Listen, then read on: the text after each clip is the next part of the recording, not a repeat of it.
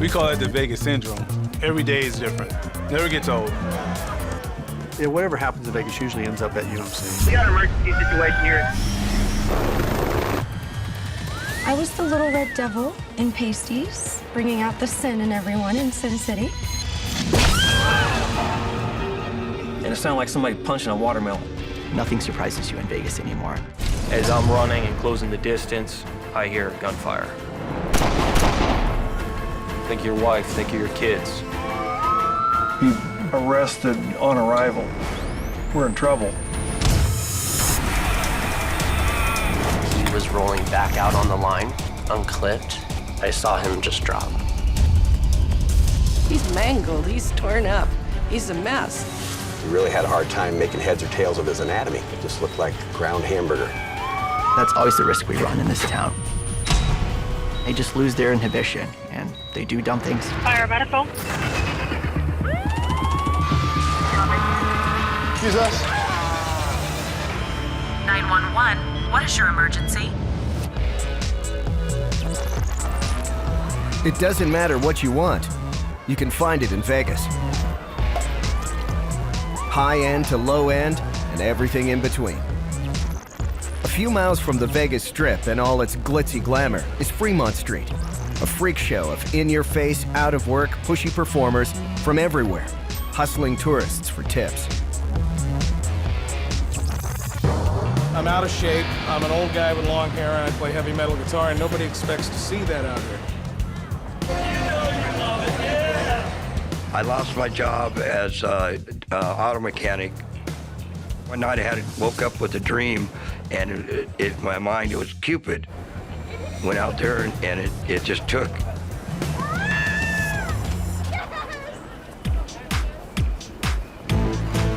Like 28-year-old Amber Stark, who goes by the name Misty Sins.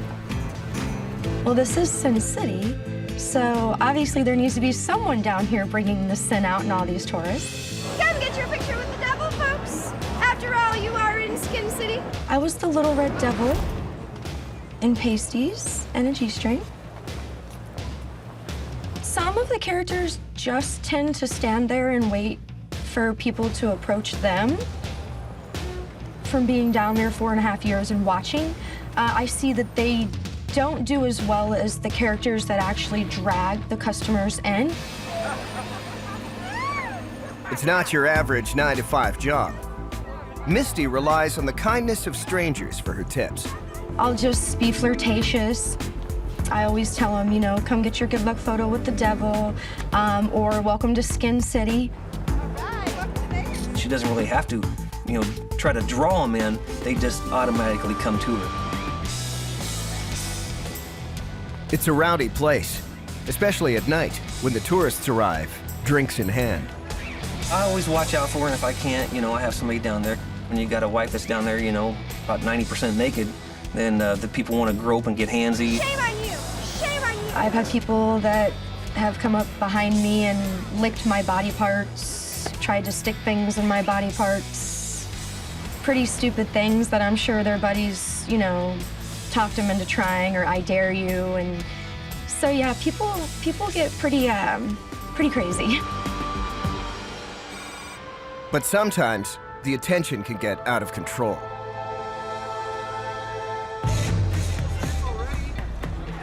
It was a pretty good crowd. We had a pretty good flow of people. You could tell they'd been drinking a lot. Hey, let's go. Hey, how you doing, sweetheart? Oh, look at you. This particular individual was taking pictures from afar, and I kind of waved him over and let him know, you know, hey, you know, tips are greatly appreciated, and I'll post for your photo if you'd like. Okay, listen, you can't take any more pictures unless you're gonna, like, you know, you have to give me something. I'm giving you something, my attention. Is there a problem here? No, Who the f is talking to you, cowboy? Get the f out of Hey, here. man, like, look, this is not reasonable. Come on. He got really, really close to me and was being very vulgar. No, no more. Stop it now. Right. Let's go. Come on. No more pictures. F you, and you don't know who I am, and I'll F you up. I can hold my own against somebody like you. Who do you think you are? Yeah. Her husband, Richard, is nearby. He hears the commotion. I always watch out for her, and if I can't, you know, I have somebody down there because, you know, it can get pretty crazy pretty quick. Yeah? Misty, being a Scorpio, she thinks she's 10 foot tall even though she's only 5'2". Takes no crap off nobody. Her whole family works in a prison. Well, she was always told that you stand up for yourself. So I'm sitting there and I'm watching him, you know, watching his body language. I'm watching her and I'm like, yeah, this ain't good. Back off. I think you need to take a step back, okay? I had some pepper spray with me. I'm gonna give you to the count of 3 and I'm gonna spray this right in your eye. 1. Well, he decided not to back up. What are you gonna do about it? Right eye. Take that.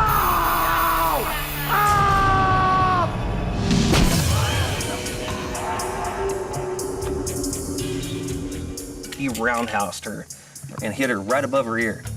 And it sounded like somebody punching a watermelon. I mean, it was just a big thud.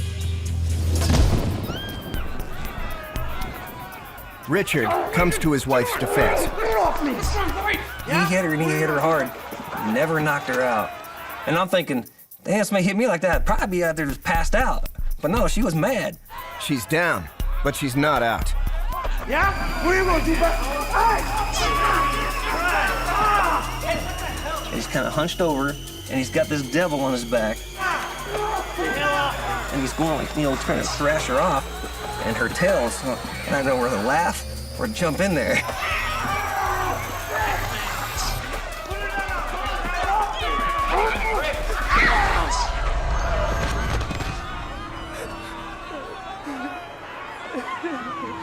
Next thing I know is I hear her scream, and she's on the ground. A guy shouldn't be hitting a girl. And, you know, I just, like, say she's a friend, and I see a friend in need, I'm there to help out. What? The cowboy joins in. It's a brawl.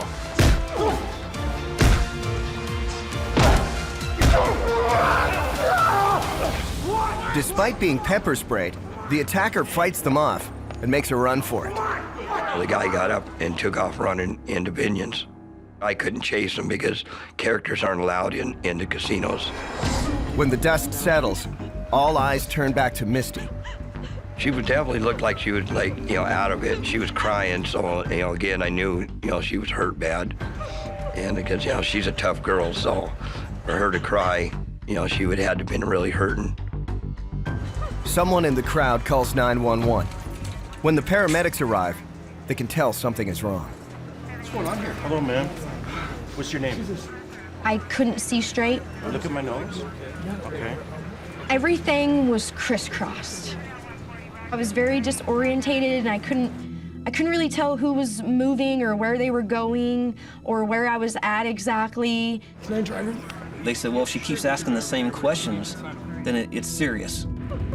Misty is showing all the signs of a potentially serious head injury. They have no insurance, so Richard drives his wife to the hospital.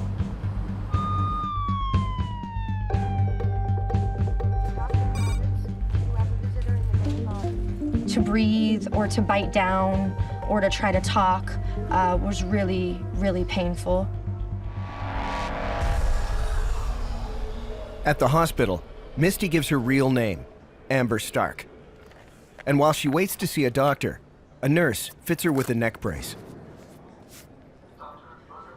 Amber Stark, we're ready for you. Come this way.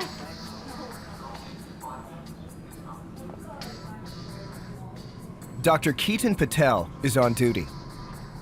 She tells him about the fight on Fremont Street, the blow to the head, and the knock to the ground.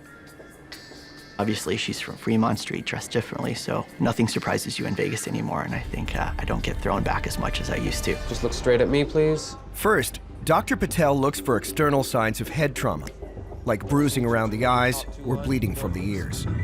She told me, you know, I feel a little bit confused about the event. Just gonna make sure that everything there is okay. Yeah, that hurts too, right? Yeah. I'm feeling loopy, I'm feeling nauseous. Please, can you just puff up your cheeks, just... In a concussed patient, you're always worried that they could have something other major underlying, such as a brain bleed, which would be more concerning. If there is a bleed inside Amber's brain, it could cause permanent damage even death. If you have blood in your brain, it's collecting where there shouldn't be blood. Now you're having pressure increased in your brain. So think about blowing up a balloon to its limits, and you keep on adding and forcing more air and more air. It's going to put tension in all those structures on the brain and can cause death. Amber seems alert and stable, but appearances can be deceiving. People constantly surprise you. A patient may look well speaking to you, and in 6 hours, they may be dead, and that happens. A scan is the only way to tell if she has a brain bleed. These manifest as abnormalities on the CT scan where you can actually see a bruise or bleeding or a change in the normal structure of the brain.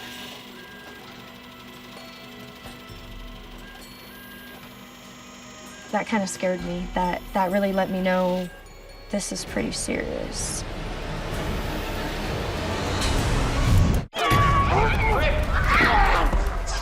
A blow to the head on the streets of Vegas a few hours earlier, and now Amber Stark faces the possibility of brain damage.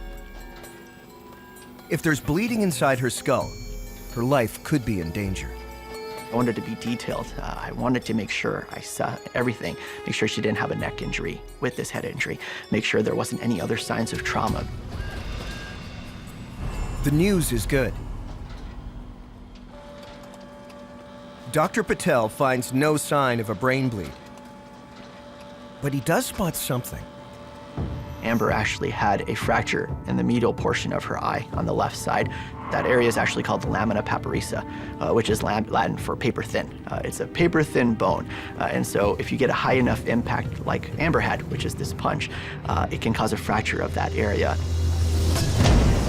Whenever people injure or get a fracture of their globe or orbit, that could cause someone to go blind if not recognized. It's a potentially life-changing injury. But once again, Amber escapes permanent damage. Luckily for Amber, it was an isolated fracture of her orbit that wasn't causing any impact on her eye itself. There's no medical treatment for the fracture.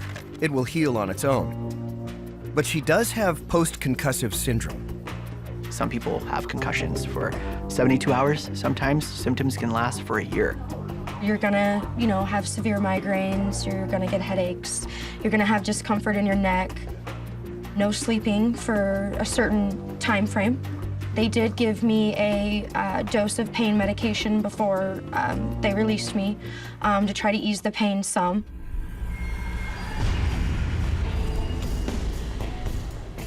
"10 days later, Amber is Misty Sins again, back on Fremont Street, tempting tourists for tips. Her attacker was never identified. The incident replays in my head, and it keeps me on high alert. You have to constantly pay attention and be aware of your surroundings, because you never know what anyone out there is capable of or when they might do it. But that's always the risk we run in this town with people intoxicated or high, and they just lose their inhibition and they do dumb things. Only in Vegas would you have a gold cowboy and Cupid helping the devil try to win her battle. It's absolutely only in Vegas.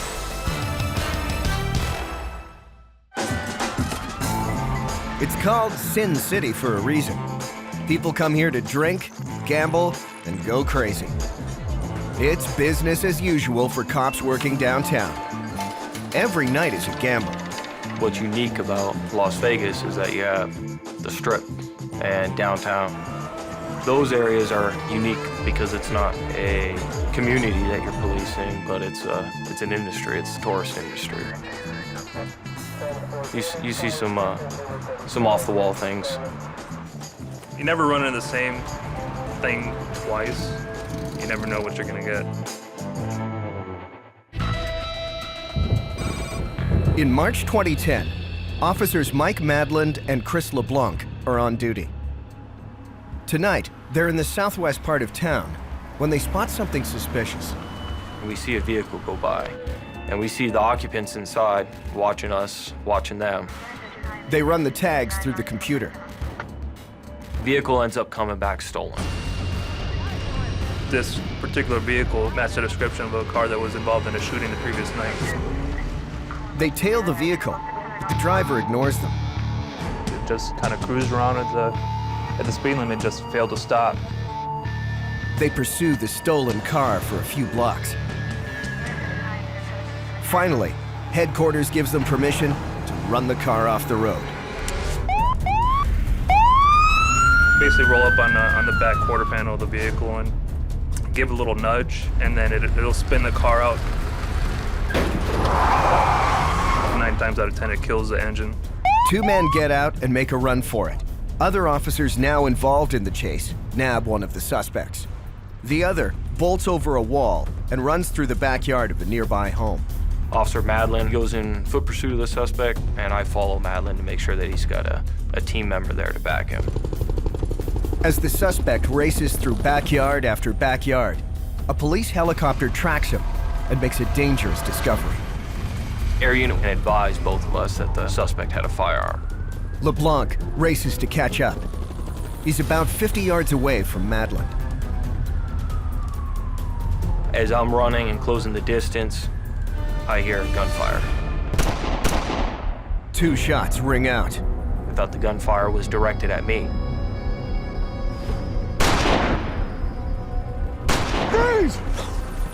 LeBlanc finally catches up and finds Madlin wrestling with the suspect.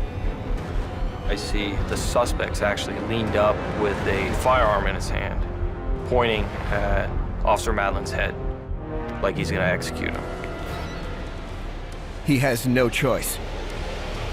I have my weapon out, and I neutralize the suspect.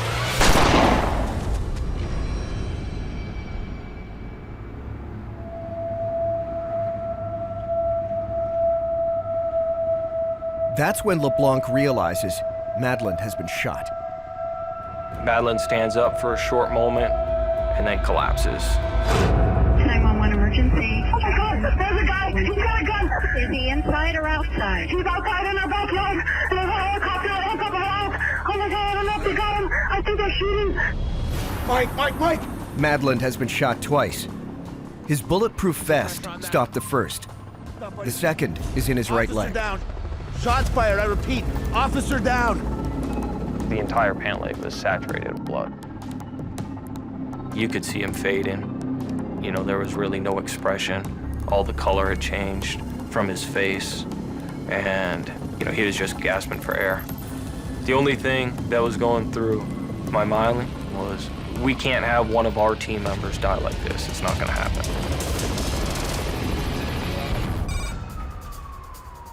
792, I need you guys 10-8 for code 3, 2128. Dispatch force center, we copy the call. We're en route. We were probably about maybe less than a minute away from the call, so we head that way. You can do all sorts of scenarios in your head, but you really don't know what's going to happen or what you find until you actually show up.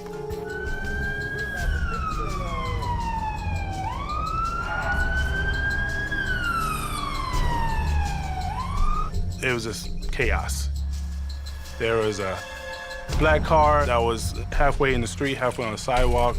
We had tons of police officer cars around, and we had one officer flagging us in. In the backyard, there are cops everywhere, blood everywhere.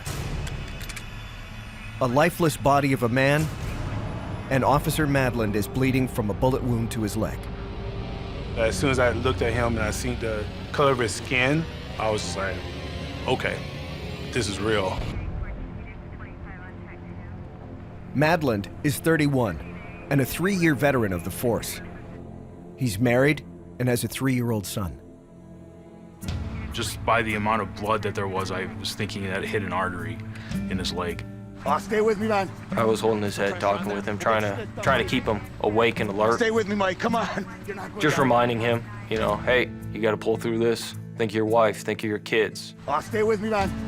Get some pressure on that. We'll get you stitched up, buddy. Stay with me, Mike. Come on. We can't let him die. We can't let him die.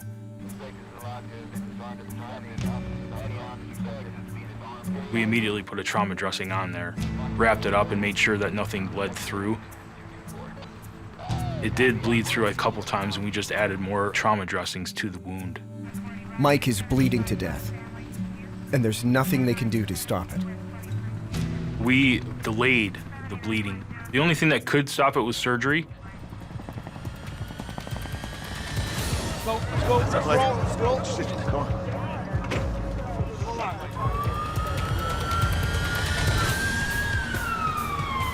It's only a 6-mile drive to University Medical Center, where a trauma team is activated and waiting. I got a pain pulse. But Officer Madland may not even make it that far. Everybody's familiar with like a liter soda bottle. So we have about 6 to 7 of those in the body, and he lost one of those liters of soda. He started to decompensate a little. Blood pressure was low, pulse rate was extremely high. They're losing him. Guys, hold on back there. And there was officers in front of us, there was officers in back of us. We had a helicopter like on top of us. And the unit is like shaking. My heart is pounding. I'm like gunning it as much as I can. And I don't want that to be the story, the headline. You know, AMR unit breaks down on the freeway with critical officer in the back. All right, you're making a right turn. The whole time I'm just yelling to them, you know, directions. I'm going left, I'm going right. I don't know how much stuff they got done in the back with all the driving.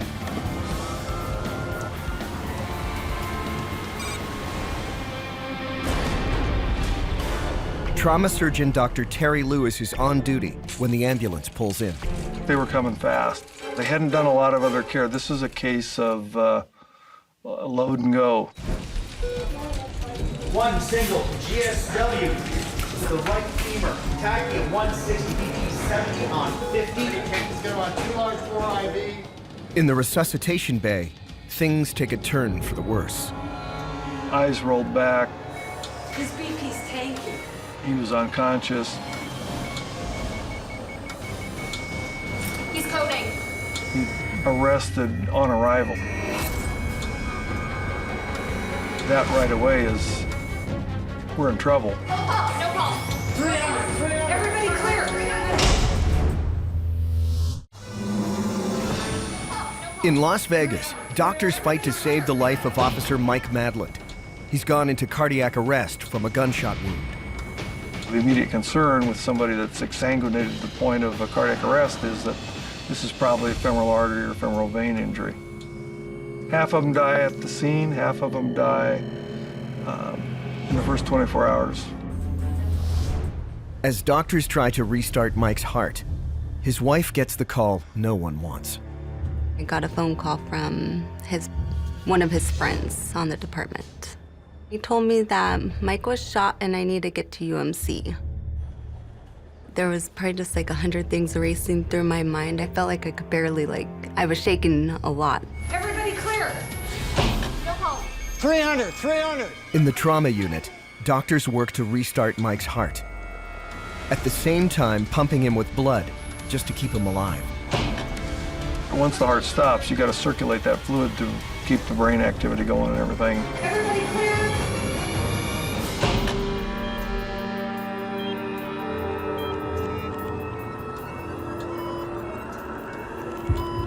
Mike's heart comes back to life. Yeah, pulse. But they still need to stop the bleeding. If you lift your finger up, the blood would shoot up out of the wound again. If it is the femoral artery, there's only one way to stop the bleeding. This was an immediate go to the operating room situation. Getting to the damaged artery means going around the bullet wound. You make incisions up and down from the hole to gain exposure to the artery. The concept is to gain control of the bleeding vessel above and below the hole. Clamps pinch off the artery and cut off the blood flow.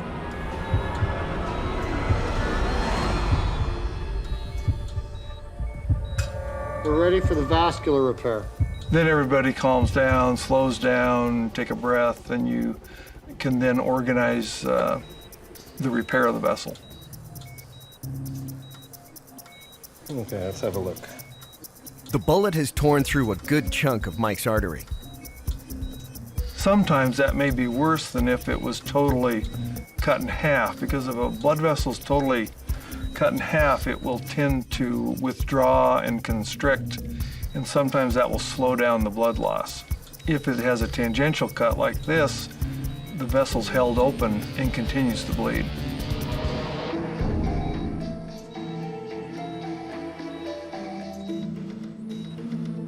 It's no easy fix. All his family and fellow officers can do is wait.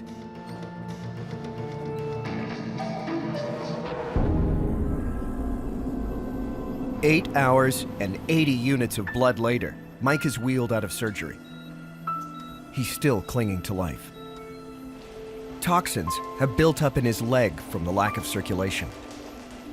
He could go into shock at any moment. Even after the repair, he would be watched very carefully in intensive care to make sure that he wasn't going to have complications related to reestablishing that circulation. Our medication going in. Mike is put in a medically induced coma to give his body time to recover. Yeah, cycle. Perfect. The first time that I saw him, they brought me back, and it didn't really look like him. He was very, very swollen. He was on a ventilator. I was just really scared that he might not make it. I just try to stay positive, hope for the best.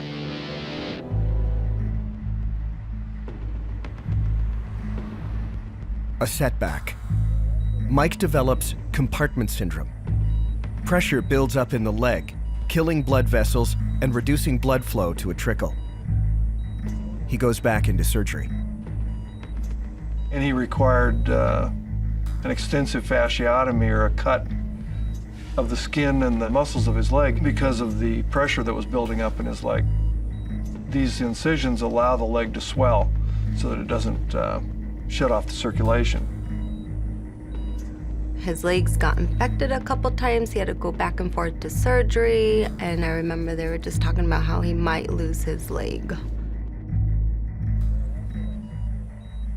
After the leg swelling was better controlled, he had to have those wounds reclosed. So he ended up with a couple of trips back to the operating room to complete the repair of the leg.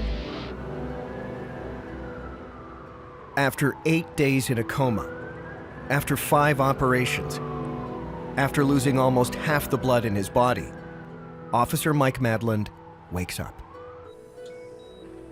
You hear all the medical machines beeping, and I just felt like I was being gagged, but it was the actual breathing tube that was helping me breathe. I actually was able to free one of my hands and actually rip the breathing tube out. His family, his fellow officers, and all of Las Vegas breathe a sigh of relief. I spent every day after the shooting down there. I was with his wife, his little ones, his family. Mike remains in intensive care. And then something no one saw coming. The nurses were giving me a bath. Oh, that feels weird. I just felt like a warm feeling on my backside, like almost like I was a child and I had wet myself. The repair to his artery has burst.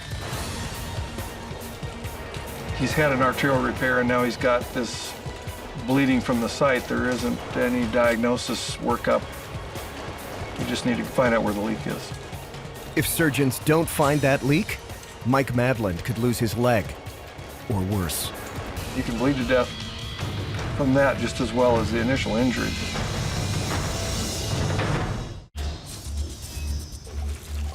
At UMC, the repair to Officer Mike Madland's gunshot wound has burst. Doctors perform an emergency bypass, rerouting the blood from his femoral artery. Then they use a graft from another leg vein to repair it. That was probably the scariest moment, because we'd already gone through all these procedures, and the happiness of being reunited with your family, and to lose it now would just be a travesty. I thought we lost you there for a minute. The second repair holds. Mike recovers, but faces months of rehab, including relearning to walk. I just wanted to go back to work. That's the question that I posed to all the surgeons and doctors that came in and saw me, and everyone's telling me, I don't know, I don't know. Mike is awarded the Purple Heart for being wounded in the line of duty. 11 months after the shooting, he gets his wish and returns to the Las Vegas police force. This was the defining moment. Just a regular work day, but that was special to me. He was motivated to return to what he did and what he loves to do. That's what I love to do, is make people like him be able to go back to doing what they like to do. I definitely think that the hands of God were on the medical staff and everyone that had a hand in taking care of me that night. You know, he's our miracle. Just made us stronger as a family after all this.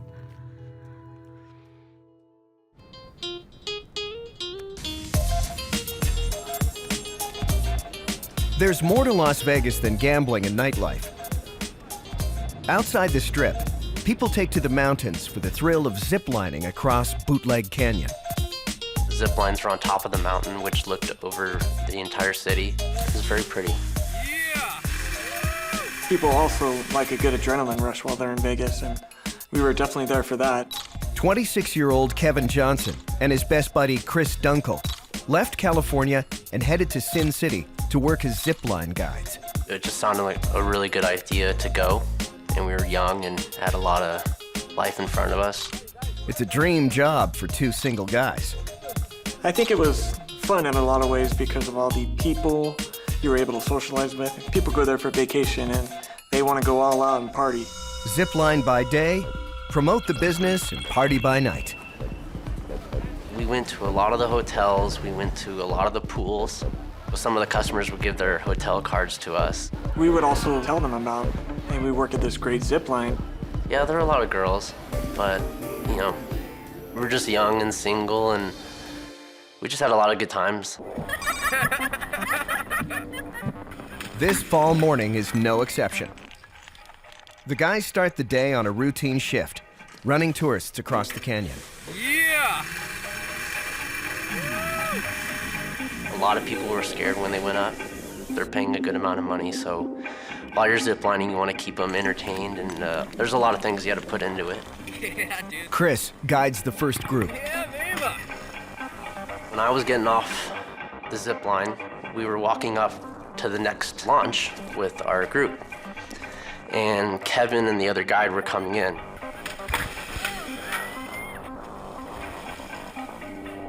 No one really saw what happened. We looked back and Kevin's feet were kind of brushing off the edge of the deck. And at that point, we noticed he wasn't clipped in. It's a nightmarish sight. Holding on only with his hands, Kevin dangles 80 feet above the canyon floor. He was rolling back out on the line, and Kevin's just standing up there with his arms completely hanging. Chris and the others desperately try to pull him back in. So we have these long sticks which you would use to clean pools with. So one of the guys grabbed one of those and did this long reach for him, and Kevin had his feet out and he just barely touched it with his toes. And then, the unthinkable. I saw him just drop.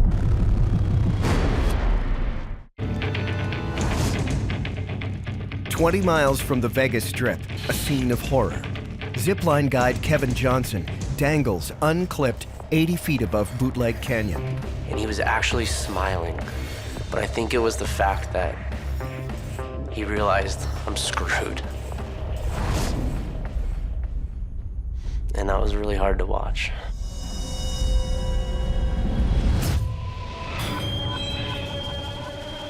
I thought he was dead.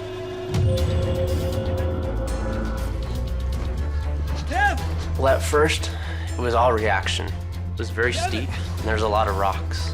Kevin! We got down there super fast. I've done tons and tons of first aid classes and never really had to do anything. But we rolled him over and he wasn't breathing. He had this giant gash on his head, and I swabbed him out and took this huge gasp of air, and he's like he just came to. So one of the other guys goes up and gets cell reception and calls 911. 911, police, fire, medical. Copy, Mercy 7 out. An air ambulance lifts off from Las Vegas. As soon as something comes down, we immediately change our mode from eating lunch and watching TV to, okay, time to go to work. I was holding one hand. He wasn't awake or anything like that. He was just breathing really hard, but sometimes his breath would go out. I'd scream and try to wake him up a little. The crowd above watches helplessly until one woman answers his screams. She said, "I'm a nurse, I can help." And so they flew her down the zip line, they got her off, and she walked down, and she brought first aid kit. What's his name? It's Kevin. I remember telling her, I can't feel my leg, because I was pinned between a rock and Kevin's head, and I was kind of holding up his body as straight as possible. So she says, "You should talk to him, because he can hear you," and when you hear him stop breathing, that was really hard. All right, Kevin, stay with us, stay with us. She finally took hold of his head, and I was able to get up, and then I called Kevin's mom. I'm surprised I even had her number. It was Chris. He said, "Margaret, Kevin fell. You need to come to Vegas right away." And it just didn't register. It didn't make sense. We're trying to get the paramedics here. And he goes, "I gotta go." Then I started to shake. 7 minutes later, they arrive at Bootleg Canyon. Located the patient almost immediately. There! Hey! With every minute that passes, Kevin's chances of survival go down. Couple orbits looking around for a good place for us to land the helicopter. With a little bit of maneuvering, we were able to land as close to the patient as we could possibly get. 24 minutes after the 911 call, paramedics finally get to Kevin, but it may be too late. There was no other neurological response, so he wasn't following commands. So at that point, we knew that there was probably a head injury. Pretty good, Seth. He had open fractures on his lower legs. His tib, fib, the two lower bones of your leg had penetrated through his boots. Basically cut his shoes in half. Thank you very much. Hold on to that. They put all these pads on him, and they all came off, because there's blood everywhere. All right, I'll go ahead and start a line for you right now. We were focused on the priority, which was maintaining his airway, keeping his airway open. All right, put a tourniquet around your arm, poke your arm, okay? We'll give you an IV. We knew we were going to have a rough time with him. He wasn't breathing effectively, but we knew that we just needed to secure him, make sure that he was safe, and get him back to the helicopter. 3, roll. It is traumatic and it does affect you. But during the call, you just got to be professional. 1, 2, 3, up. Now, they have to carry a severely injured 180-pound young man down a rocky slope in 85-degree heat. That costs us time. Precious time they don't have, because he's struggling to breathe. Nothing. Open your eyes. Anytime somebody has to be intubated, you know they're in a really bad shape. Yeah. All right, we're in. Good to go. See Trauma Mercy 7. Trauma Mercy 7, we're at the facility, about 7 minutes out. Coming from the Boulder City Zipline, we've got a 20-year-old male. It's a 7-minute journey to University Medical Center in Las Vegas. Trauma surgeon Dr. Michael Casey and his team are standing by. 80-foot fall is a pretty significant distance. You reach 50 and 100 feet, it's usually considered a pretty serious injury. Kevin is a full trauma case, which means everyone, specialists, anesthesia, the OR, everyone responds to the call. But it may already be too late. You increase the death rate if you don't treat them within the first hour. That's why trauma's called it the golden hour. Like Kevin was in the field for 2 hours. His golden hour is gone. Kevin is dying before their eyes. Unequal breath sounds. He had a lot of things going on. His lung had collapsed on one side. We had to put a tube in to reinflate his lung. Kevin landed feet first. His legs are almost unrecognizable. Okay, he was bleeding from his lower extremities pretty badly. His one leg was nearly cut off. The bones were out, the muscles were cut, it was just hung on by a piece of skin. The other leg, when I took his boot off, bones fell out of his shoe. And there are other injuries they can't see. There's always a fear that someone falls a distance, they break their neck, they break their spine, and they become a paraplegic or a quadriplegic. Although there are multiple breaks and fractures throughout Kevin's body, miraculously, his spine is intact. If he'd landed flat on his back, those rocks would have penetrated his chest and probably killed him. But the fact that he landed on kind of his feet, ankles, and butt kind of decreased the energy away from the rest of the body. Still, the scan shows a multitude of injuries. The injuries he's dying from in front of us were the bleeding from his limbs and the bleeding from his abdomen. There's only one option: surgery. As a trauma surgeon, my job is to stop the bleeding. We had to take him to the OR to take out his spleen, fix the bleeding in different places. Orthopedic surgeon Dr. Eugene Libby is standing by. Kevin Johnson was one of the more severe cases of open trauma to both lower extremities that I've seen in my career. His chances of survival were slim. In Las Vegas, trauma doctors are fighting to save Kevin Johnson's life. He fell 80 feet from a zipline. The bandages were soaked with blood. He really had a hard time making heads or tails of his anatomy. It just looked like ground hamburger. I knew I was going to be dealing with some massive problems in his legs. Dr. Libby spends 2 hours trying to stop the bleeding and put Kevin's legs back together again. I washed out his right leg wounds, closed them, and then put the provisional external fixator on his right leg. It's mainly to hold basic alignment. You're basically trying to make something that's a leg look like a leg instead of a pile of jello. Clamp, please. Dr. Libby thinks Kevin's right leg has a good chance of recovering. His left leg, a different story.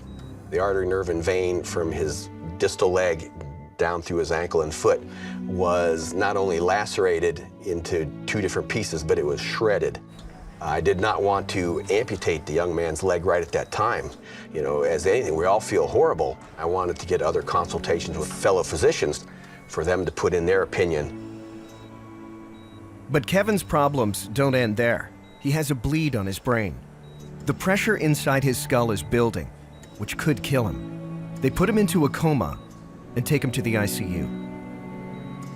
We put in a device called an intracranial pressure monitor. So I did it right there in the intensive care unit. It involves making a little tiny incision in the skull, drill a hole through the skull with a hand drill, very similar to what you might find at the hardware store. And then through that device, we pass that little tiny fiber optic lead. And the other end gets hooked into the machine, the monitor, and we can see what the pressure is. After 5 hours of surgery, doctors finally talked to Kevin's family and friends. They said, we don't know if he's gonna live or he's gonna die. They just kept saying, he's very, very sick. And I thought, sick's an illness. He's mangled, he's torn up, he's a mess. I would not allow myself to think he was gonna die. Kevin's progress is slow. It's not a good sign. Dr. Libby makes a bold decision. He's had massive head injuries, abdominal injuries, pelvic bleeding, transfusions. We know as physicians that down the road it's going to take a lot of energy to heal his body overall, and it will take a lot of energy to heal his left leg if we were able to salvage it. And so I took him back to surgery and amputated his left leg.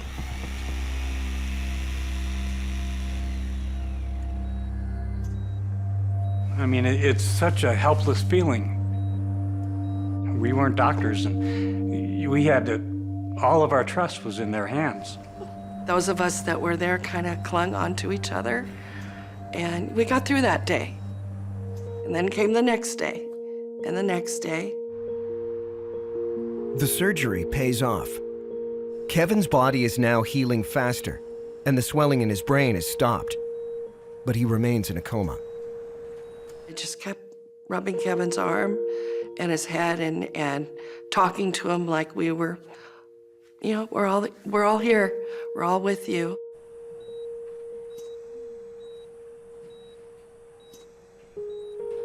I sincerely believe patients hear us.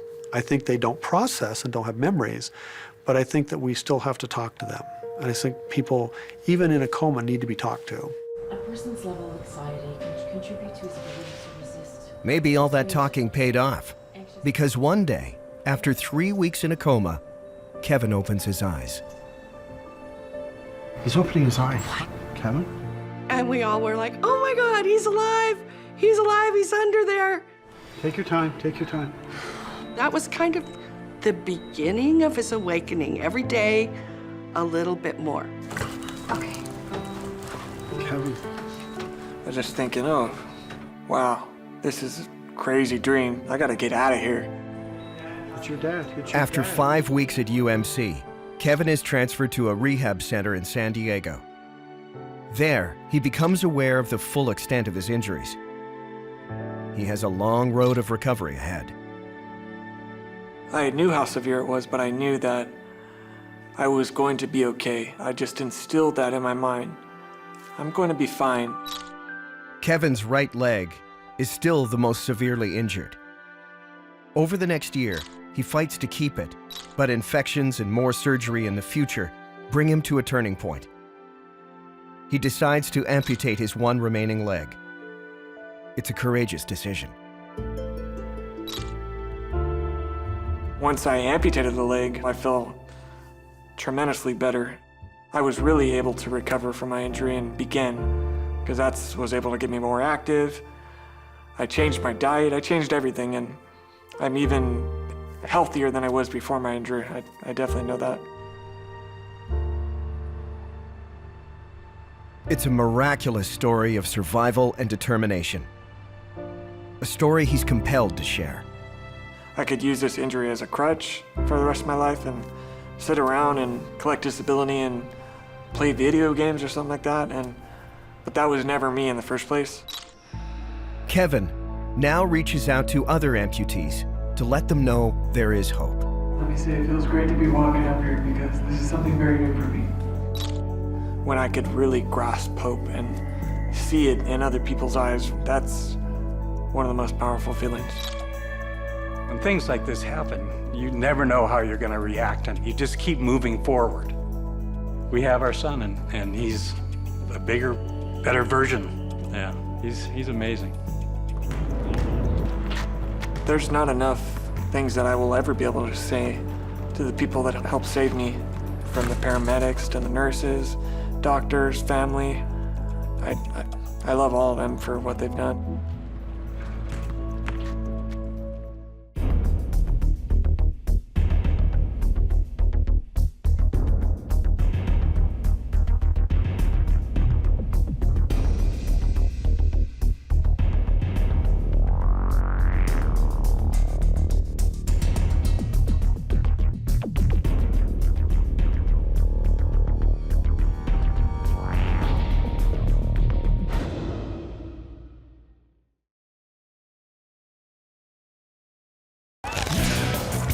The Las Vegas culture lends itself to a place where people come to let go, to lose their inhibitions. Whatever happens in Vegas usually ends up at UMC. And a lot of times it starts out with, hey, hold my beer. We got an emergency situation here. We have a saying in trauma surgery, everyone's stable until they're not. Hey, you call a cab? As soon as I saw the gun, I hit the gas. They were trying to kill him. Help, I just been shot. He noticed that the Rolex watch, worth $35,000, was missing. It wasn't your typical snatch and grab. Oh my God, we had a motorcycle accident out in the desert. And he had phenomenal injuries when he came in. We probably have an hour left with my dad. You're sitting on a time bomb waiting to go off. You're hoping you can get to it or defuse it before it does go off. Fire medical. Jesus. 911, what is your emergency? Sin City has it all. Booze, drugs, money, and celebrities. And everything that comes with it. I've seen some crazy things happen in this town. All sorts of people get in trouble here, from celebrities, NFL players, to your average person. Every day there's something new that I can't explain, I've never seen, or ridiculous stories that you only hear about on television that you think would never exist, and then you happen to run into that case in your department. This is one of those cases. Kenneth Harold came to Las Vegas for what he described as both business and pleasure. In the import-export business. It's such a coincidence. In the hotel bar, he makes a new friend, Christina. How long are you in Vegas for? After an hour of chit-chat and drinks, Christina agrees to come up to his room and give him a massage. Oh. Here goes her. Let me relax you. Nice. Oh, that's good. At some point, she asked him to remove his very expensive Rolex watch worth $35,000. He put it on the floor because he wanted to keep it in his eyesight. But at some point during the massage, Kenneth gets distracted. Hold on a second. Where's my watch? Oh, it was right there. The watch was missing, and it was nowhere to be found. No, hold on a second. There's something not right here. Kenneth accuses her of stealing the watch, but she has no place to hide it. Where would I have put the watch? He immediately called Wynn Security. I'm sorry, ma'am. You need to stay here until we resolve this. Please have a seat. She flat out denies stealing the watch. I am sorry. uncomfortable here. Then something happens. She complains of not feeling well. She says her stomach hurts. Do not. This is getting really painful. As the situation threatens to spiral out of control, security dials 911. How did the watch get missing from his room? He had a female in the room. She's still here. We actually have her in here, and she's claiming she doesn't have it. She's not combative? She was. I actually had to put her in cuffs because she was trying to run out. Hurts! I hear her screaming, so I guess I better go. While hotel security detains the woman, Vegas detectives arrive and search the room for the Rolex. Right away, actually. And they couldn't find the watch anywhere. There's nobody else in here. Detectives suspect Kenneth is the victim of a scam known as a trick roll. A lot of our potential victims that are in Las Vegas come with large amounts of cash because they are here to gamble and have a good time. It's a big trade show town where, we're number 1 or 2 in the country. Guys come here, married guys, they meet the girls at the bar. A girl will take a guy up to his room, make him feel at ease to try to get their guard down and not even have sex with him yet. When she finds enough valuables, she'll take those valuables and she'll bolt out the door. They don't realize these girls will steal anything that's not nailed down if they can get away with it. And normally the guy will not call security because obviously he doesn't want to get in trouble back home or with his company. I think the slogan, what happens in Vegas stays in Vegas, sort of creates a mentality that encourages a certain amount of excess and debauchery. Prostitution can be very competitive. In the past, you may have been able to get a few $100s for a simple act of sex, has now turned into competition for potentially thousands of dollars worth of merchandise and cash. If a girl can get into a room where those kinds of things may be laying around and readily available. Called Metro. They're going to be here in a few moments. Are you sure you don't know where it is? After questioning by hotel security, she admits she does have the watch. And she's hidden it in an unusual spot. Christina Lefebvre. It's in her vagina. Strange as it seems, Vegas police have seen this before. It's usually in cases where they need to have a quick hiding place for either materials that are taken during a criminal act. The fact that it's disgusting is actually part of the value of those types of hiding spots because they know it's not a place that we typically want to go poking around in. The benefit, however you want to look at it, to a vagina is that it's basically, it's a pouch. And if it's small enough and their vagina is big enough, put whatever up there you choose. Christina Lefebvre is arrested. She says she tried to remove the watch herself, but it's stuck. You have the right to remain silent. Anything you What started as a robbery is now a medical problem as well. So they could actually potentially tear a hole in the vagina, which then leads into their abdomen. So that can absolutely happen. A detective takes Christina to University Medical Center. Because the Rolex is stolen property, this isn't your typical medical emergency. In this case, a search warrant had to be obtained in order to retrieve property that was put in a very private spot. Part of what police were doing is making sure the chain of custody is maintained and that the evidence can be effectively used in court by prosecutors. Christina tries one last time to remove the Rolex herself.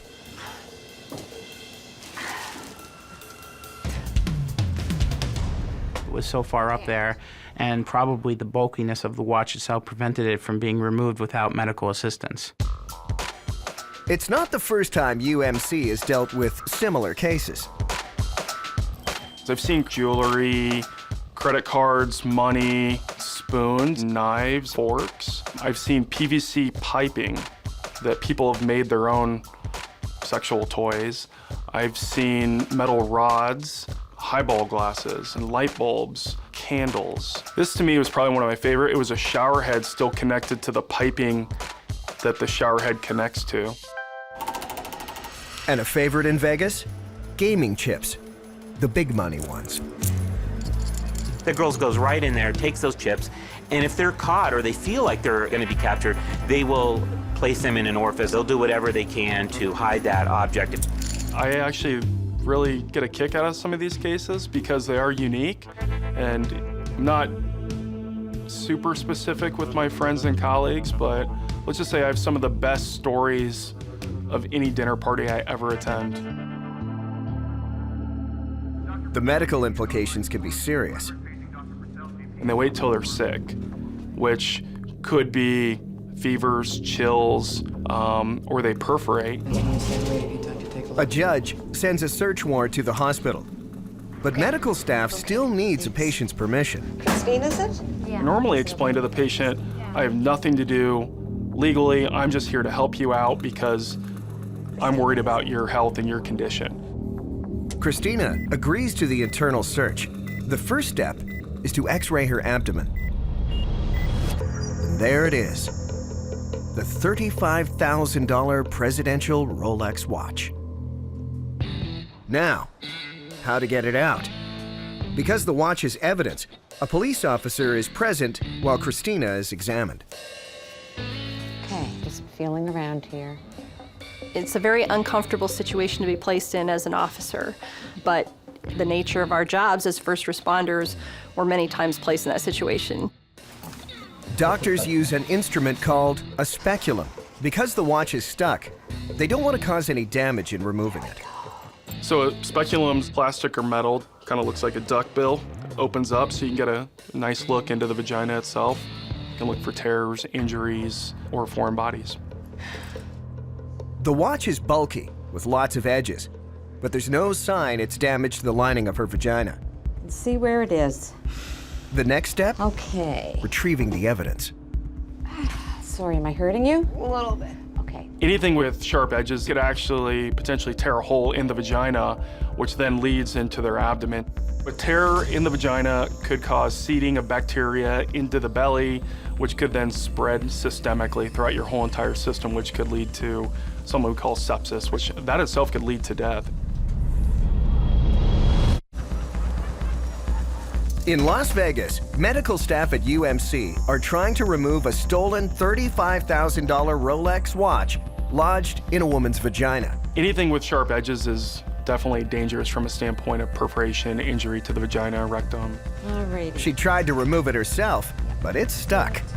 Seen light bulbs and things of that sort where once they shatter, and those folks would probably more likely require surgical removal. Just stuck a little bit. Okay, I got it. Another big breath. Okay, I'm just gonna pull the speculum out.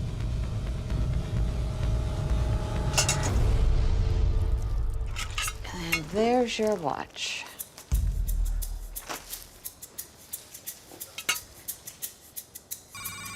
Months later, 26-year-old Christina Lefebvre, now a blonde, appears in court for a preliminary hearing. She was going to give me a massage for $300. Okay. Kenneth Harold testified at the hearing. He actually wore the $35,000 presidential Rolex to the courthouse. I just had to think to myself, how many times did he wash it? Isn't it true that you offered your watch as payment for sex? No way. Isn't it true that you... Mr. Harold looked embarrassed to be there. He was clearly blushing. His face was red. He seemed nervous on the stand. Christina is accused of grand larceny and possession of stolen property. Both are felonies that could land her with some serious prison time. I always tell a lot of these young girls that come to my office, the two things you can't get out of in life is being pregnant, having a kid, and getting a felony. You get a felony, you're never going to work again a regular job. It's going to really tie down your life. At her trial, her lawyer is able to plea bargain for a lesser charge. Christina LaFave pled guilty to one felony count of possession of stolen property. Prosecutors dropped the other charge of grand larceny against her. It was pretty painless. She wasn't going to have to go to jail or pay a big fine. You know these prostitutes, they never change.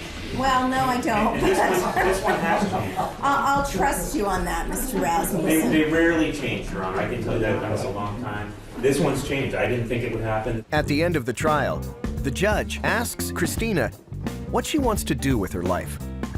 I would love to be a massage therapist. Okay. A real massage therapist. For Christina, it's as happy an ending as anyone could hope for. She's a bright young girl, very attractive, very ambitious. She's educated. She does have some certificates in the medical field, and she could do a lot of things with her life. I think she got wrapped into this, unfortunately, and LaFave has actually entered into a rehabilitation center for prostitutes here in town and has, from what I've heard, changed her life around 180 degrees and is one of the very few success stories.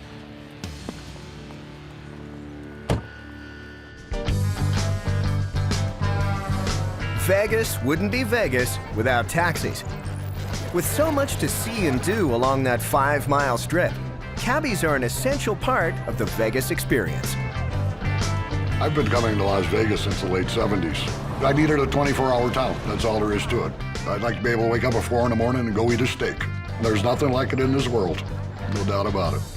Frank O'Grady is one of the 9,500 cabbies in Sin City. It was the easiest way to go to get out on the street. I never did like being in an office. For Frank, it's the best way to enjoy Las Vegas. The taxi authority claims this is one of the safest cities in the nation to be a cab driver. 9 out of 10 people are great.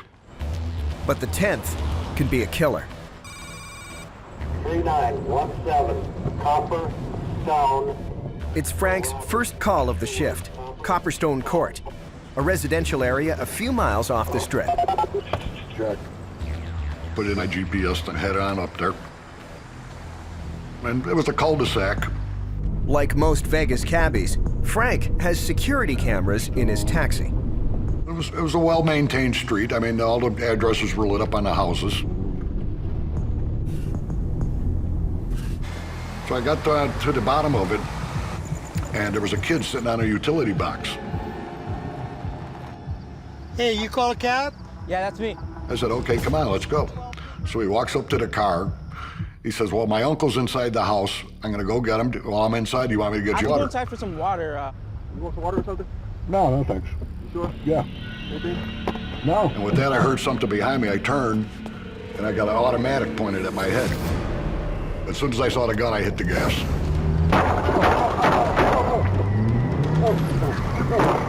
The gunman gets off 5 shots. A simple pickup is now a deadly shooting. I knew something hit me, and just put my head down and gunned it. Dispatch. Help, I just been shot. Help.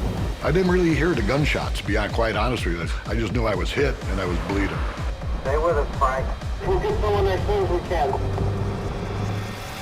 Gasping for breath, Frank dials 911. 911, police, fire, medical. I've just been shot. I'm an 8-cab driver. I'm at Cheyenne in North Fifth. I'm headed for the truck stop. Okay, can you stop where you are so we can find you? I just been shot. I understand. Just kept saying that. I'm going to the truck stop, Morton's truck stop. I've been shot. That's where I'm going. Morton's truck stop is a familiar spot for cabbies and truckers in Vegas. Police and the fire department are already on their way. I was shot the left side. Left side? Do you know who shot you? Well, I looked out into the distance. I saw the lights from the truck stop. I don't know how I did it, to be honest with you. I'm talking on the microphone, I got the phone in the other hand, and I'm driving down the street. Even more incredible is what Frank does next. So I stopped, actually waited for the light at Cheyenne and 5th, because Cheyenne's a very fast street. Like right now, I'm pulling into Morton's. Okay, you're pulling into Morton's? I'm at the pump. You're, okay. I'm pulling in. Okay, stay where you are. Stay in your vehicle, okay? What is your name? My name's Frank. Frank? Okay. Frank, just stay with me, okay? Just stay on the phone with me, Frank. It's a life and death situation as a Vegas cab driver, ambushed and shot in the back, tries to drive himself to safety.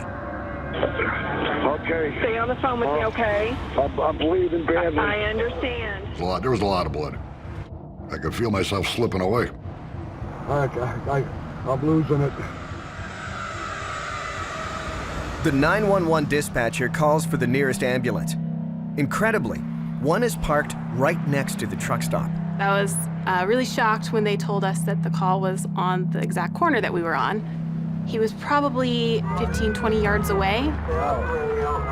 He was kind of slumped over, and I know he was holding his chest. My partner went up, and he cut his shirt off, and we saw his bullet holes right away. It looks like he's taken 3 bullets, 2 to his shoulder and the other to his stomach. On the back of his shoulder?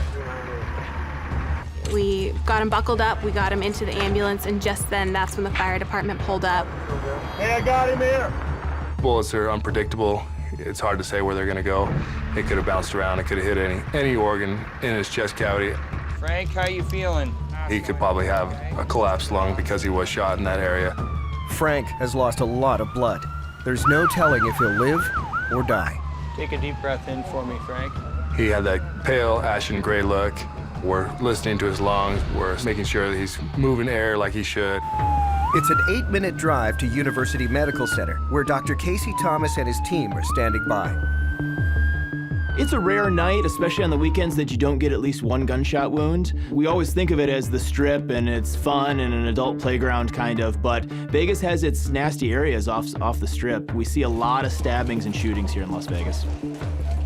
Whenever someone's a victim of penetrating trauma, either a stab wound or a gunshot wound, the biggest thing we're fighting against is time. Multiple GSWs. He's got 2 to the left thoracic. Okay, let's get him up on the gurney. Hi, Frank. I'm Dr. Casey. How are you? He was conversant and seemed more angry than worried about what was happening. Thoracic. Scoot your butt. Oh, okay. Dr. Thomas confirms 3 bullet holes.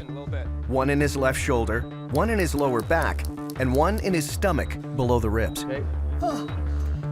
It hurts right here, right? Oh, yeah. In this area, it's particularly dangerous because there's a lot of organs there that he could bleed to death from. Only a CAT scan can show the damage that's been done. I noticed that Frank was actively bleeding from his liver and his spleen. Dr. Thomas stops the scan, and Frank is rushed into emergency surgery. With the amount of hemorrhage Mr. O'Grady had, he lost up to about half of his blood volume. They have to stop the bleeding, or Frank won't even make it through surgery. We do a classic maneuver that trauma surgeons do to control bleeding. We take OR sponges, we pack each quadrant to the abdomen, putting pressure on any of the organs that might be bleeding. Frank's spleen is bleeding heavily into his stomach. Dr. Thomas decides to remove it. The spleen is an organ that filters the blood and filters out certain types of bacteria and helps prevent infection. We worry about taking the spleen out and what their consequences down the road will be. However, bleeding always trumps what happens down the road. I think we're ready to suture. Once Dr. Thomas removes the spleen, he turns his attention to stitching the bullet holes in Frank's stomach. His stomach contains bacteria and gastric acid and digestive enzymes that the rest of the organs in the abdomen really aren't meant to be exposed to. Need to find the source of the bleeding? Aside from the bleeding component, now we have the risk of infection and even sepsis. Just keep packing the abdomen. I think there's something here. He finds more internal damage. A collapsed lung, the result of the bullet hitting his diaphragm. The diaphragm is a muscle that helps you breathe. It's located between the chest and the abdomen. And when a bullet comes in through the flank, you can injure both the diaphragm, the lung, as well as intra-abdominal organs. We placed a chest tube into his left chest to help re-expand his lung, and I repaired the diaphragm with suture. As for the bullets, Dr. Thomas leaves them where they are. Unlike what you see in the TV shows, we don't always go digging bullets out. You end up causing more damage than it does just by leaving it there. More clamp, please, nurse. Frank O'Grady is placed in the ICU. The next 24 hours are critical. In the meantime, Frank's attackers are still on the loose. Anytime you shoot a firearm, shoot a handgun at somebody, it's pretty clear what your intent is. Armed and dangerous, they could be anywhere. You've got a large transient population that comes into town, not only on the Strip and downtown, but everywhere in the valley. Police all over Vegas are on alert. Based on the dash cam, detectives know 2 men were involved in the ambush. Help, I just been shot. The trajectory of the bullet path was in through the driver's side window and in through the back of the headrest on the driver's side where Mr. O'Grady was seated. They were trying to kill him. Searching for leads, the police processed the scene where it all began. We had tire tracks and tread marks that he was coming into the cul-de-sac and then made a rapid U-turn to flee the area. There was broken glass, cartridge casings, or spent shell casings from a semi-automatic firearm. Frank's 911 call gives them a vital clue, one that breaks the case wide open. One guy was sitting on a utility box. Our CSIs developed a partial palm print that they were able to take a lift of, and we ended up getting a hit that identified a suspect. The print belongs to 19-year-old Quincy Lovett of Las Vegas. Frank O'Grady is on the mend and able to talk to police. I was getting ready to leave and they came in. They brought me to, they call it a 6-pack, 6 pictures, and I picked the kid out. One guy was sitting in a utility box. Frank identifies Lovett. Just came out of nowhere. A few days later, police arrest his accomplice, 18-year-old Jarvis Williams. Both are convicted of premeditated robbery and are serving 4 to 12 years in prison. They tried to kill another guy up on the north side, and they took a shot at him, but they missed. To this day, no one is sure of the motive. They never asked for any money. I turned, I saw the gun, and they started shooting. If I didn't hit the gas that split second, I'd be dead. I was lucky, damn lucky. Frank was pretty lucky. If he would have gone someplace that didn't have surgeons on call or was not a well-equipped trauma center, he certainly could have bled to death. He's what I'd call a salty old guy. He seemed like a guy that had, been around the block a few times. His instinct for self-preservation was right on point. Oh. He had the mental capacity to basically get out of that area, and he saved his own life. It's a night he won't forget, and he has a souvenir to remind him. I thought it was a scab at first, but it was the bullet working its way out of my shoulder. I took a shower and one day and a towel hit it and it popped right out. But I mean, I still got it at home. It's a pretty good sized slug.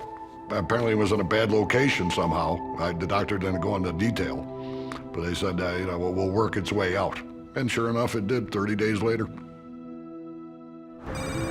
Frank's brush with death hasn't shut him down. He's back driving his cab in the town he loves. I can't be hanging around the house or hanging in the sports books drinking beer all day. I gotta get back on the street and do some work. North Las Vegas police and the paramedics, they were there on the spot. They did a tremendous job. I was just damn lucky. Everybody was on the ball that night.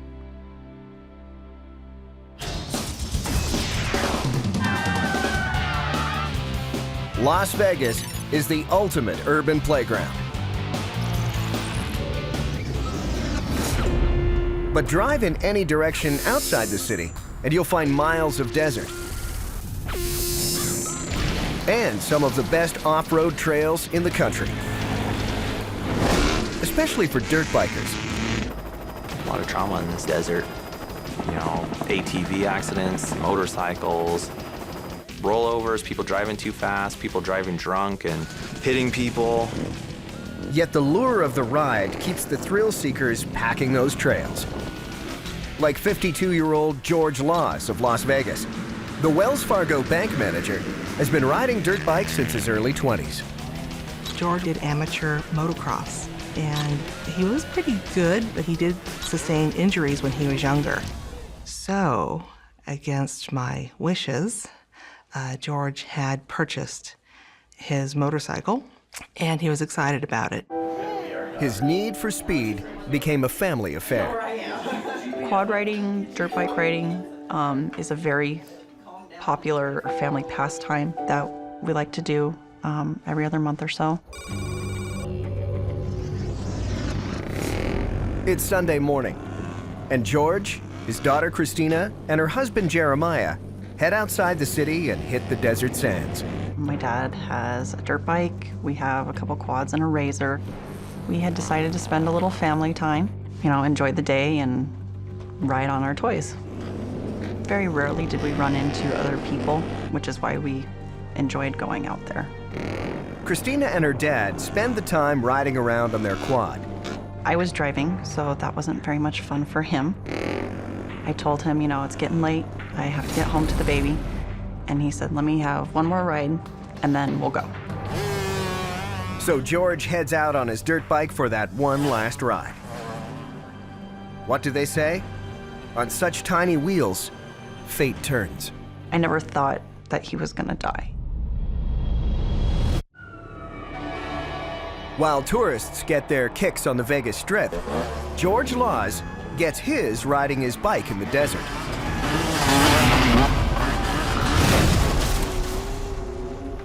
I saw a big cloud of dirt. I don't think that looks right. And I looked at my husband and I said, I don't think that's right. On the other side of the ridge, a horrific sight. Christina's father lies motionless, pinned underneath his 250-pound dirt bike.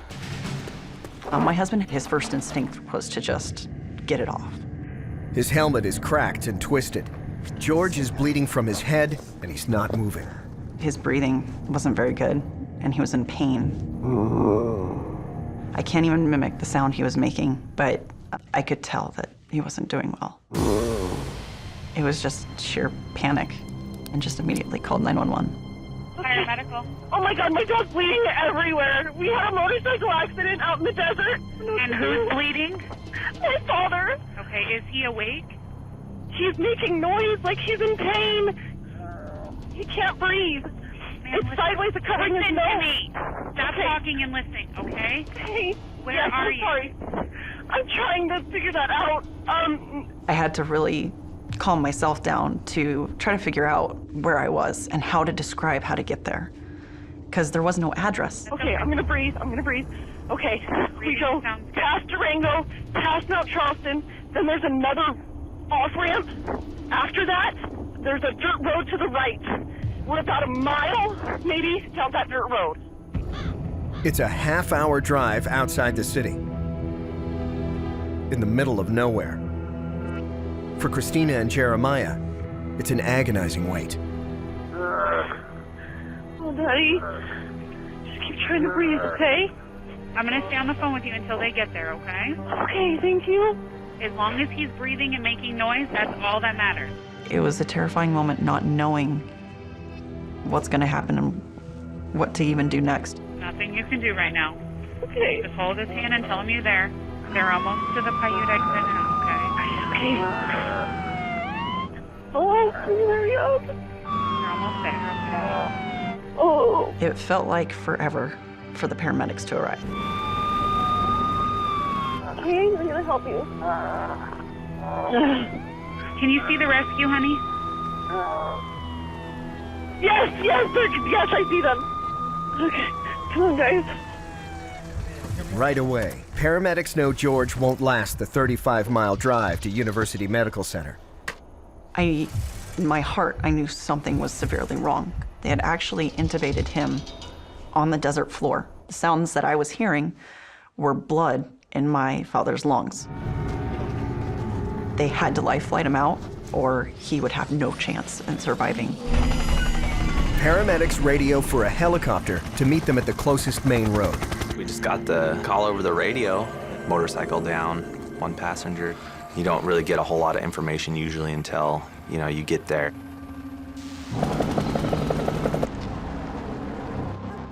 My son-in-law was hysterical on the phone. He started screaming, "Dad is dead, Dad is dead. He crashed his bike, Dad's dead."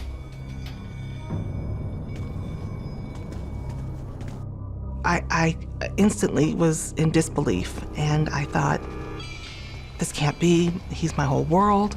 He's this family's whole world. This is where my nightmare began.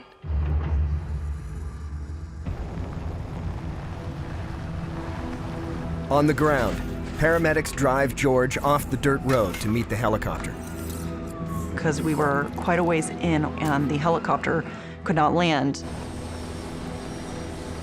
By the time they had actually gotten to the main road, the helicopter was already there waiting. I knew the fact that they were there quick, that it was serious. His vitals were terrible. His blood pressure was low. He wasn't breathing on his own. There's a good chance that he was gonna die. 3 minutes later, the chopper lifts off and heads to University Medical Center.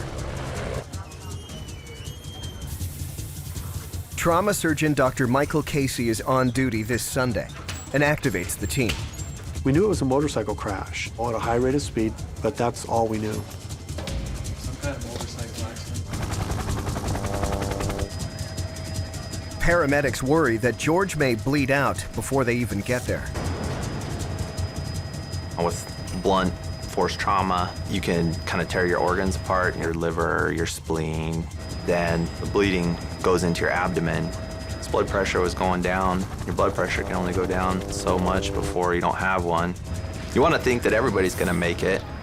Sometimes they don't.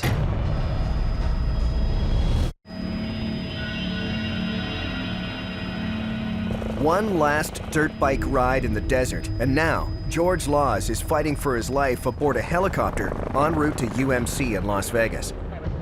It's now been 45 minutes since the crash. Got a cartridge injury to the right side of his chest. Time is your enemy in trauma. The longer you wait, the worse you'll do. Let's get George off the board. The immediate need for him is to protect his airway and to evaluate him for injuries. He was still having blood pressure problems. He was having shortness of breath. His heart rate is dropping. He is not real coherent. George, you know where you are? No, he's not responsive. Okay. We were able to stabilize him to some point, not completely. Order an x-ray and a CT. Is the OR ready? And he had phenomenal injuries when he came in. Call Dr. Donald. Within 5 minutes, CAT scans and x-rays reveal George's body suffered a full assault. Almost nothing is spared. His right eye is damaged. His brain is bleeding. His neck is fractured. He has 9 broken ribs. The right lung is punctured, and 7 broken bones in his shoulder. And that's not all. Wow, you can see the aorta is almost completely transected. Think of the aorta as the main blood vessel coming out of the heart, and it feeds everything in your body. So if you tear it or transect it, it doesn't supply blood to anything. It just flows out into your chest. Their organs die. No one can explain how George Laws is still alive. Only 2% of people with this kind of injury ever make it to the hospital. And half of the ones that make it to the hospital die during the treatment. He will not withstand an open repair. It's impossible. George's tear is on the left side of his chest, That's never behind his lungs. The problem with George was that his right chest was so badly crushed, all the ribs broken, and the lung was bleeding internally, and it wasn't providing good oxygen for his body. When you open the left chest, the left lung will collapse, and you have to move it out of the way to get to the aorta. So you take the only functional lung out of the way, and then he doesn't get oxygen. So you could fix the aorta, but he'd be brain dead. That's a rock and a hard spot. Dr. Casey knows cardiovascular and thoracic surgeon Dr. Neil Dushia has handled similar aortic issues, but never in an emergency situation like this. It's a long shot. The conventional traditional prayer is to do this open. You open the chest and you basically fix the blood vessel that's damaged by either sewing it together or cutting the bad part out and putting a new part in. But because of his extensive other injuries, I think the common agreement with me and Dr. Casey is that he would not survive that traditional repair. I had done this type of endovascular type repair before, not necessarily in this instance for a rupture of the aorta. This operation requires a stent, a tube made of fabric supported by a metal mesh. It's used to reinforce a weak spot in an artery. Dr. Duchia will perform the surgery without opening George's chest. Instead, he'll go through the artery in George's groin and use x-rays and a monitor to guide the stent to the ruptured aorta. It's like putting a sleeve within a pipe to kind of coat the rupture so that the blood won't go through the aorta that's torn. So blood now goes through the sleeve. This was pretty much his only hope. But stents are normally made to measure, and they don't have one that fits. Without that special stent graft, there would be no surgery. There's only one vendor in Vegas that might be able to help, but it's Thanksgiving weekend. Dr. Duchia calls Gore Medical's Paul Hasforth. He informed me that they had a patient, but it's minute to minute, and they needed the device that my company made. The trick of it is that it's not one size fits all, so Dr. Duchia actually measured the patient's aorta on the CAT scan so I could calculate the proper device size. We have to oversize the device by 10% so that we get a good seal above and below the tear. As luck would have it, I had the correct size. Jumped into the car and drove like a crazy man down the freeway. It's a medical gamble. Even with this procedure, George might not make it. I'm so sorry to tell you this. So we don't know what the outcome's going to be. So we have to be very upfront with the people, their family, and tell them what we know. He has a tear in his aorta, and you need to say your goodbyes.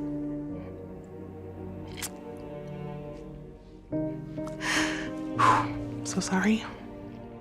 At that moment, I knew my entire family behind me fell apart. There is one option that we're exploring right now. That's a new procedure, which has never been done in Nevada before. When Dr. Casey said he had an idea and that it had never been done before, Because Dr. Donohue said there was a sense of hope. the conventional way where we would open them up. But when you don't know that there's ever been an outcome, you still think the worst. It went from a fun family outing to my dad being gone. And I was a little on edge from hearing that we probably have an hour left with my dad.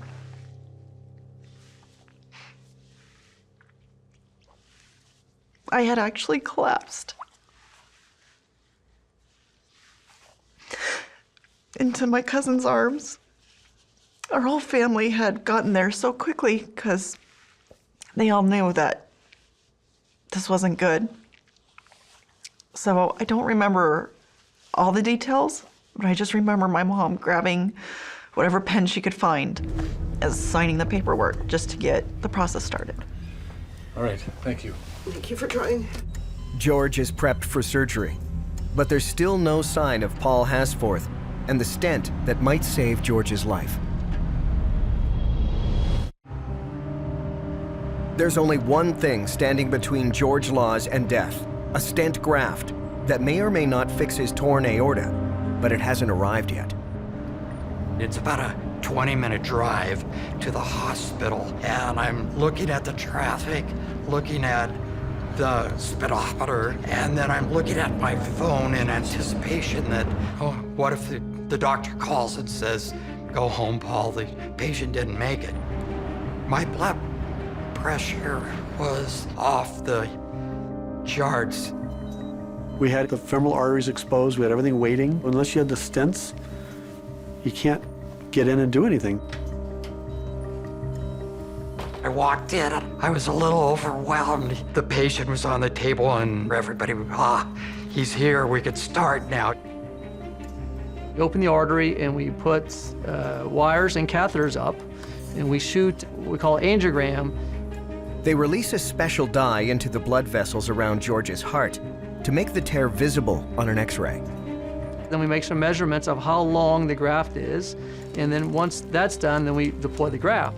Dr. Dushia places the grafting material in a catheter and inserts it through a small opening in George's leg. They go through the femoral artery, and so they make a cut down, expose the artery, and they push this big catheter in. It has a wire, it goes all the way up as far as they can get it into the heart, place the big mesh stent in place. We try to land the device about 2 inches above the tear and 2 inches below the tear. It's a delicate procedure. They place the stent graft at the precise location in George's aorta, then inflate it. And once they expand it, it's there. Wherever they've expanded it, that's where it lives. It fits like a glove. But will it stop the bleeding?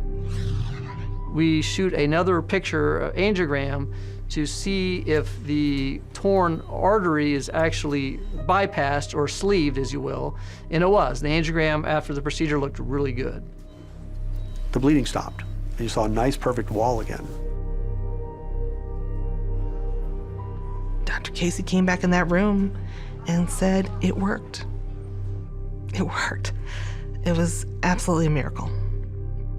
But George isn't out of the woods just yet. They hadn't done this before, so we're excited that we did it. We were all happy, but we're all very cautious. This was, a big step, but we knew that he'd still have a long road ahead of him. This wasn't going to be, now my aorta's fixed, I can get back on my motorcycle and start riding away. He had a cervical spine injury, he had a brain bleed, he had massive chest injuries that needed time to heal and to be repaired. Doctors hooked George up to a ventilator and put him in a medically induced coma in the ICU. I never left George's side. I stayed there. My focus was on George.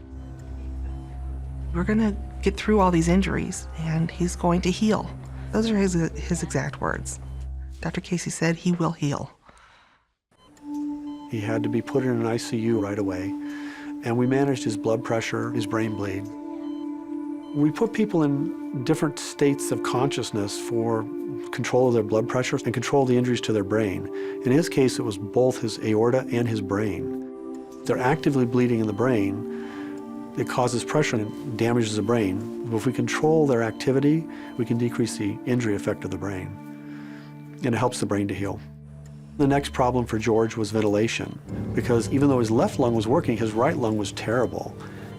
He continued to bleed and bruise inside, so we're having difficulty getting George off a ventilator.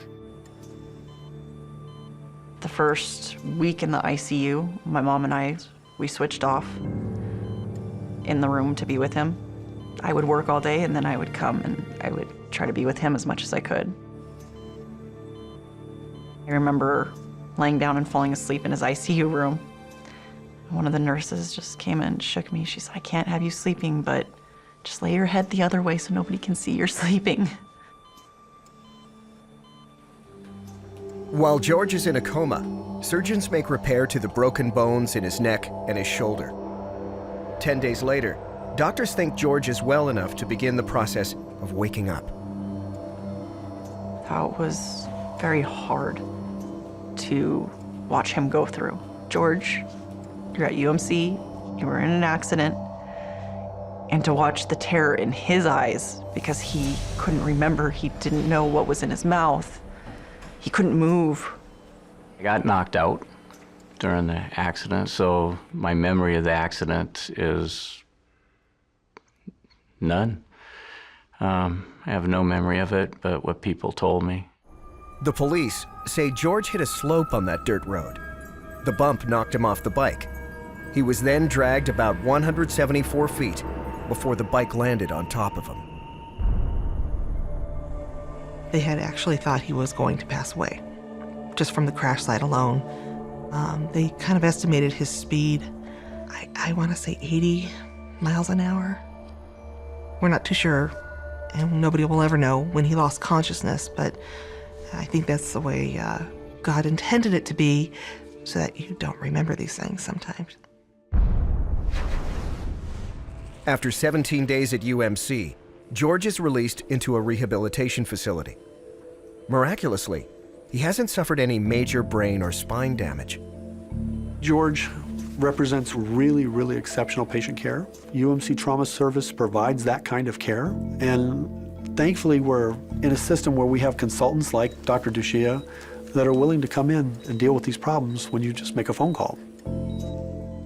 Since George's success story, doctors at UMC have performed this procedure in other life and death situations several times. The older version of trying to treat him, that had a 98% mortality rate. With this new device, we actually flipped those tables to where it was 98% successful. 5 months later, George returns to work. He's lost the sight in his right eye, but he's grateful to be alive.